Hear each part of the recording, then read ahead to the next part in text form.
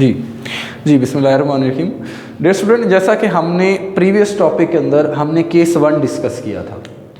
Case 1 के अंदर ये था कि ऑब्जर्वर मूव कर रहा था सोर्स की तरफ। मैंने आपको पहले एक लोकोमोटिव ट्रेन की एग्जांपल दी है कि अगर ट्रेन आपसे प्लेटफॉर्म पे आप मौजूद हैं, ट्रेन आगे मूव करना शुरू कर देती है और दूर जाते हुए विसल बजाती है, तो आपको उसकी विसल जो है क्या सुनाई देगी? कम सुनाई देगी। इट्स मीन उसकी जो साउंड की फ्रीक्वेंसी है वो क्या होगी? कम होगी।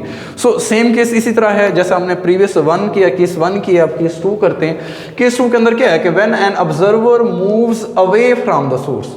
अब ऑब्जर्वर जो है वो क्या कर रहा है? सोर्स से दूर जा रहा है। तब जो फ्रीक्वेंसी ऑफ लाइट है वो क्या करेगी? उसका ऊपर क्या इफेक्ट होगा?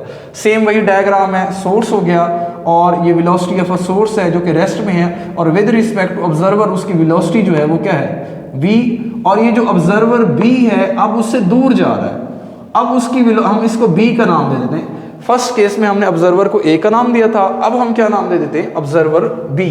अब वो जा रहा है आगे की तरफ, फॉरवर्ड जा रहा है। इट्स मीन उसकी जो वेलोसिटी है वो उससे अवे हो रही है। तो अब जो रिलेटिव वेलोसिटी बनेगी, टोटल वेलोसिटी उनकी जो बनेगी, वो बनेगी v माइनस यू नॉट।